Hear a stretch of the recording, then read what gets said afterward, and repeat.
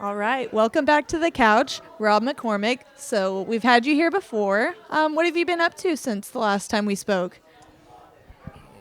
Thanks, Jasmine. I have been working on not one, not two, but three new albums, hoping to get them out the end of the year. I've been performing a whole lot, and I get to come back to the wonderful Norfork Brewing Company, one of my favorite places. Good, we're glad you have you back. So, what's something about performing live that still surprises you even after all of these years? The audience. I never know what it's gonna be like. You could have an amazing audience. You could have a volatile audience. You could have an audience that just wants to go home and go to sleep. So it's really nice whenever you find that perfect mix of people. But that's something that still surprises me. And not to mention, I like to throw in songs I don't know. Sometimes I don't know very well, just so I can kind of spice it up for me. It's boring to do the same thing over and over again. I get that. All right. So you're a great storyteller. You tell stories in your songs, which is really great. What's a story you haven't told on stage yet that maybe you want to?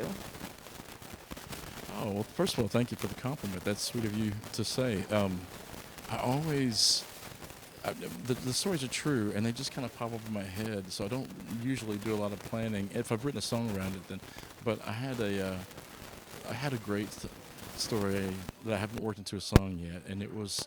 I noticed one time I was performing, and this little boy kept getting closer and closer. He was about this tall, big brown eyes, and he came closer and closer to me, and he just was like maybe a foot away, and I was in the middle of a performance. It was kind of a strange thing, and then I looked at him, was trying to figure out what was going on, and his mom came up behind him, and I thought she was going to usher him away, and she said, "Can he touch your guitar while you're playing?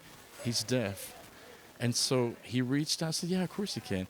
He reached out and he touched it, and he could feel the vibrations. As soon as he touched my guitar, that smile went across his face. So it's one of those things. I've carried that around in my heart now for like 10, 12 years.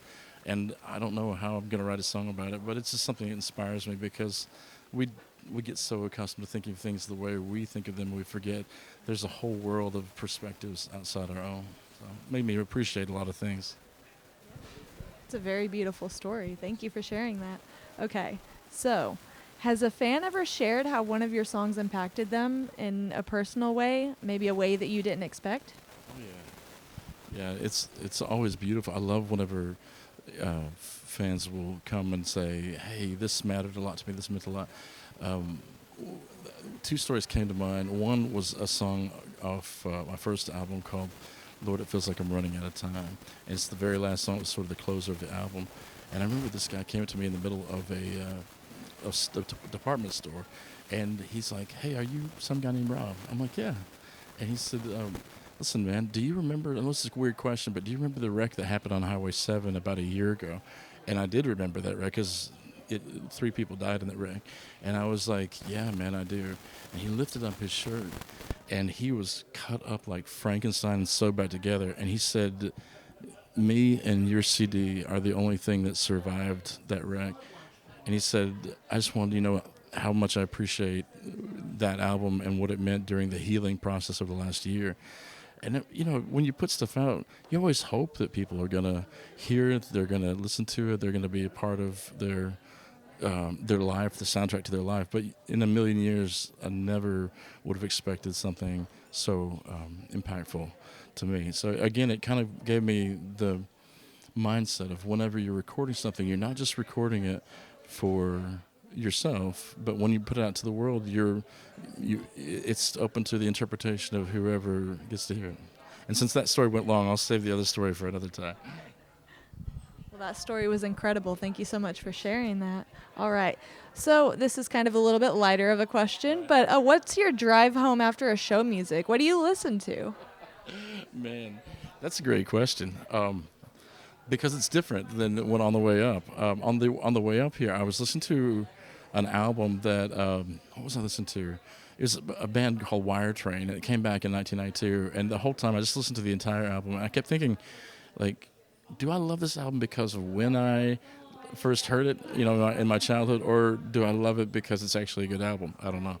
But tonight, I'm already planning it.